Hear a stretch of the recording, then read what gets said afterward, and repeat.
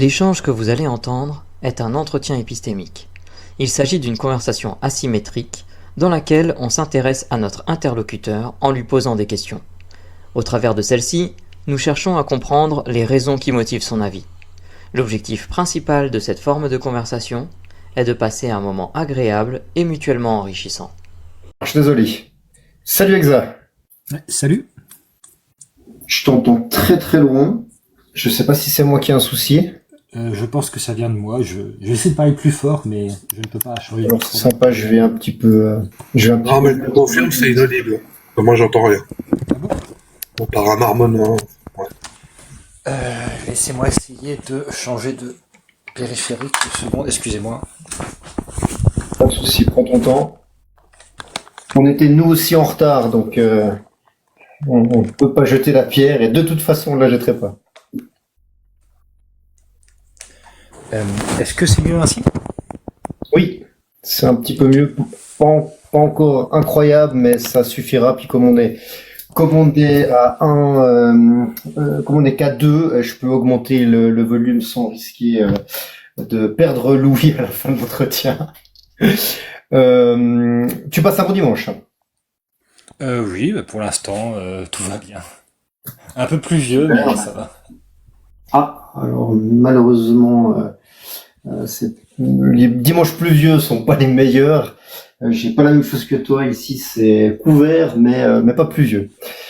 Qu'est-ce qui t'a fait monter? Est-ce que pour toi, tu penses que le militantisme rend con? Pas du tout. Quel est ton avis sur le sujet du jour? Alors, je suis monté parce que je vois bien l'idée derrière ça. Je pense que il y a différentes proportions de cons, si on peut dire le mot, dans des sphères ultra militantes. Mais je pense que c'est surtout dû à l'absence de nuances, au communautarisme, à la pensée pure et unique. Je ne sais pas si en soi le militantisme attire plus ou bien il transforme vraiment les gens en cons. Je ne sais pas. D'accord. Est-ce que peut-être tu peux déjà me dire ce que c'est le militantisme pour toi, qu'est-ce que ça veut dire, comment tu le perçois, etc. Être milité pour quelque chose.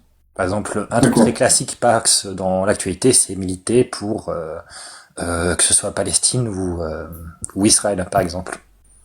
Et du coup, militer signifie quoi? Parce que militer, tu vois, comme c'est la même racine, ça m'éclaire moins. Oui, en effet, c'est un peu promouvoir une cause, promouvoir une idée. D'accord. Faire la promotion de. Oui. Ok. Est-ce que toutes les personnes qui font la promotion de quelque chose sont des militants, ou est-ce qu'on peut promouvoir quelque chose sans être militant? Est-ce que... Non, je pense qu'on parle de isme quand c'est quelque chose de plus poussé qui va beaucoup plus loin. Et on entend on peut le reconnaître, le militantisme, en entendant des choses très tranchées, très radicales. D'accord. Tu parles de tes tranchées très radicales dans la promotion, dans les idées, ou dans les deux? Je dirais plus l'écart des idées par rapport à la fenêtre d'Overton et également la manière dont c'est fait. Je pense que les militantismes qui visent des personnes, ce sont c'est une idée promulguée qui cible des personnes et peut-être plus militante et problématique qu'une idée promulguée qui ne viserait pas de personnes. D'accord, donc il y a deux choses importantes pour toi, enfin, dans le fait qu'on puisse appeler un militant, c'est l'écart des idées vis-à-vis de la fenêtre d'Overton et le fait que ça concerne des personnes, donc que les causes soient liées à des personnes, c'est ça? En soi, non, je donnerais le mot militant de façon stricto sensu à quelqu'un qui milite, qui promulgue quoi que ce soit. C'est juste qu'on appelle des militants dès que c'est un petit peu tranché. Avant, on les appelle pas les militants, on les appelle une paix. Ça nous saute pas aux yeux quand quelqu'un promeut quelque chose qu'on est habitué et elle le fait de façon calme, paisible, sans cibler des personnes. On va pas appeler ça un militant. Alors qu'il alors quelque chose. D'accord, ouais. Alors je suis pas sûr d'avoir tout bien compris, mais il me semble que c'est quelque chose d'intéressant ici. Je te dis, j'ai compris un petit peu, mais pas complètement. Ce que j'en ai compris, c'est que quand tu promeus une idée, si elle est dans la fenêtre d'Overton, pour toi, à la base, on n'appellerait pas ça forcément des militants. Au fur et à Ça va mesure, moins nous choquer, tout à fait, oui. d'accord? Et au fur et à mesure soit que la fenêtre d'Overton bouge dans un sens ou dans l'autre, et puis que l'idée dont on fait la promotion sort de la fenêtre d'Overton, c'est là que commence le militantisme. Et puis il y a également, donc ça c'est la première idée qui ressort, et la deuxième idée, c'est le fait que les débats soient plus polarisés, ou en tout cas que l'idée dont les personnes font la promotion est plus, comment il faut dire ça, polémique, ou fait plus réagir. Est-ce que on est dans la bonne direction par rapport à ton idée? Oui, c'est un peu ce que j'ai en tête. Je me dis une cause qui est déjà acquise, pardon. On va pas appeler ça des militants, des militants des droits de l'homme. Ben, on va pas penser à ça forcément comme du militantisme, avec le isme derrière. Ce serait quelque chose de déjà acquis. Et il faudrait que ce soit plus éloigné de notre quotidien, de ce qui existe déjà, pour qu'on le visualise comme du militantisme. Et pour qu'il se rapproche du sujet, est-ce qu'il le rencontre.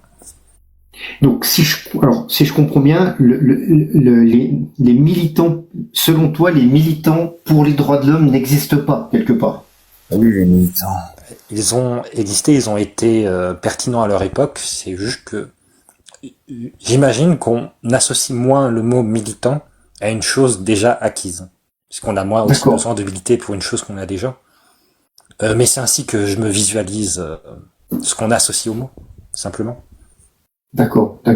Et tu parles pour la France, la Belgique, l'Europe, ou pour le monde entier par rapport aux droits de l'homme?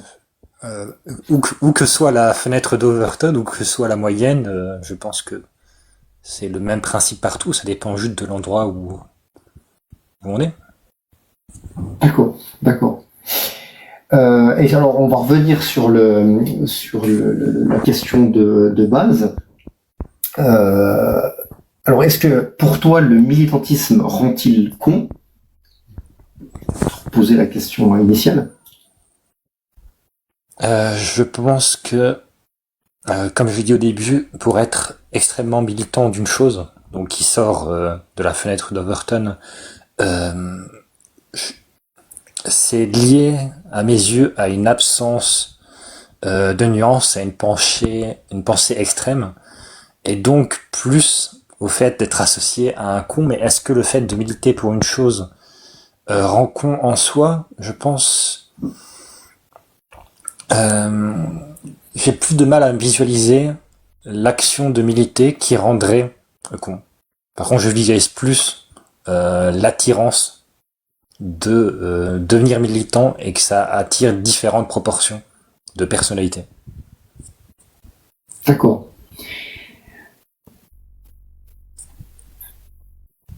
J'essaye alors je réfléchis un petit peu à ce que tu m'as dit. J'essaie de visualiser le fait qu'un militant peut passer du statut pour toi de militant à non militant en fonction de l'avis des autres. Est-ce que c'est correct de dire ça comme ça? Militant, ce serait une personne qui milite. C'est juste... je me visualise l'image générale du terme, et je pense pas qu'on va appeler une personne... Enfin, je radote un petit peu, mais je pense pas qu'une cause qui est déjà acquise sera qualifiée de militantisme. D'accord. Alors peut-être revenons sur le concept de la fenêtre d'Overton. Est-ce que tu t'arrives peut-être me préciser ce que t'entends par fenêtre d'Overton? Ce qui est dans un moment T considéré comme une norme ou un acquis. Par exemple, si on considère que quelque chose est normal, il y aura moins d'intérêt à militer pour pour qu'une chose soit vue normale. Et si quelque chose est déjà acquis, il y aurait moins d'intérêt à insister pour qu'elle le devienne. et puis quelque chose qui est déjà acquis, selon toi, est-ce qu'il peut être perdu? Dit autrement, est-ce qu'on peut revenir en arrière? Ah oui, je ne crois pas à l'obsolétisme. Chaque droit qu'on gagne peut partir. Mhm. Alors du coup, j'essaie de comprendre. C'était ma question initiale en fait.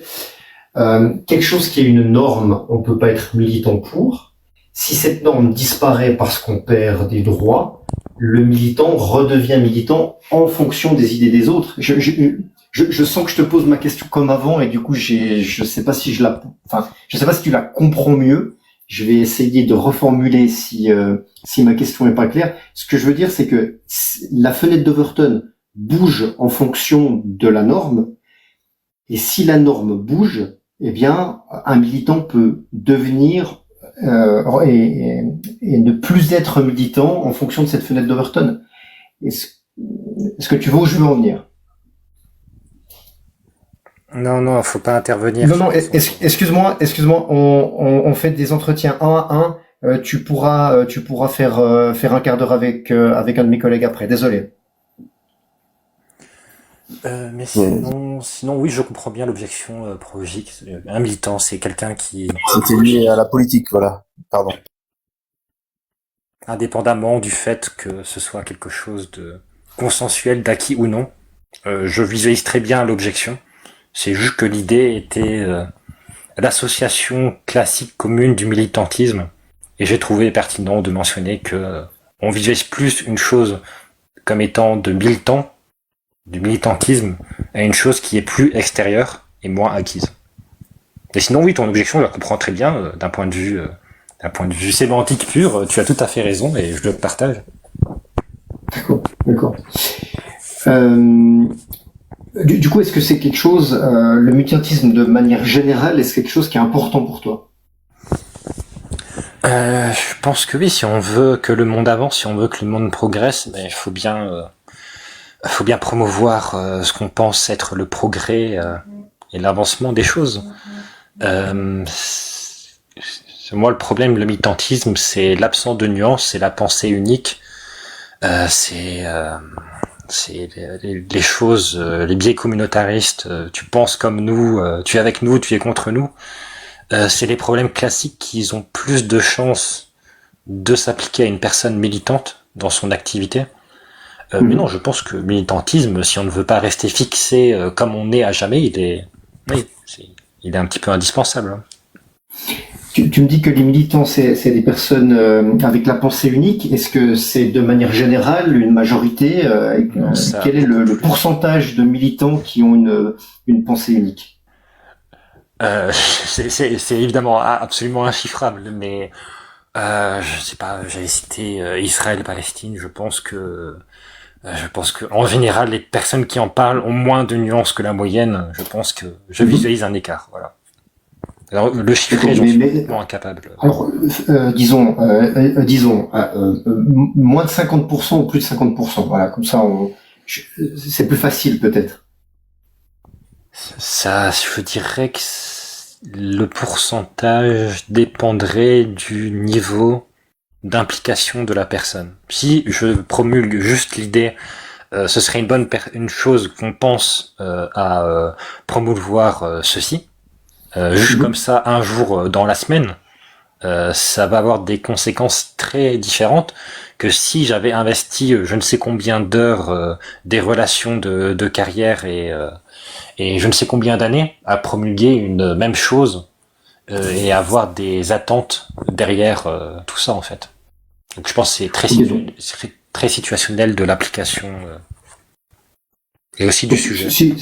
Si je résume, pour toi, certains militants ont une pensée unique, sans nuance, mais pas tous. Voilà. Comme ça, je prends très peu de risques et j'essaie de faire quelque chose qui est le plus proche de ton opinion. Et aussi, les personnes qui sont impliquées dans la militance ont tendance à avoir beaucoup plus de biais, d'absence de nuances, et donc de correspondre à la question affichée sur l'écran. C'est un peu ce que je pense. Maintenant, le chiffrer, j'en suis pas capable, D'accord. bien sûr. Alors, c'est pas du tout grave. Tu me parles de militants impliqués. Est-ce qu'on peut être militant sans être impliqué? Bah, au détour d'une conversation, ça dépend le niveau de militant, ça dépend. Forcément, si on parle d'une personne qui fait une action, donc elle est impliquée par définition un petit peu, oui, mais il y a différents niveaux, je pense. Donc, c'est possible, selon toi? Une personne qui défend une idée est forcément impliquée dans l'idée de défendre cette idée, mais je pense qu'il y a de grandes différences d'implication dans la défense d'une idée. D'accord.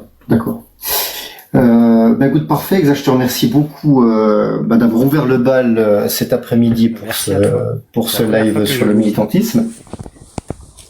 Je vais encore me tourner vers mes camarades pour voir s'ils ont une question à emporter pour toi, et ensuite je te poserai une dernière question que tu connais très certainement. Alors, je vais demander à Russell déjà si tu as une question à emporter. Ah, je suis navré, je suis un peu en train de lancer le live, de partager, de checker le chat. J'ai pas suffisamment bien écouté et je te présente mes excuses pour ça. Exa, je n'ai pas de questions à emporter. Pas de souci, Russell, merci beaucoup. Mel, est-ce que tu as une question à emporter pour Exa? Non, je n'en ai pas. Merci, Mel. Est-ce que Galactique, tu as une question à emporter pour Exa? Ah non, malheureusement, j'ai pas pu me concentrer à fond, donc pas de question. Pas de souci, donc Exa, pas de question à emporter. Je vais te poser, moi par contre, une dernière question. C'est comment tu t'es senti pendant notre entretien? Terrible, comme à chaque fois, c'est terrible, Comme à mais chaque je fois. reviendrai, voilà. Bon, alors écoute, j'en suis navré si c'était pas terrible. Mais non, Je pense que c'était sur le ton de l'ironie. Je te remercie beaucoup pour ton passage et puis je te souhaite une bonne fin de journée. Merci, à vous aussi, à la prochaine. Salut Merci, Exa. Salut Exa. Bonne fin de journée.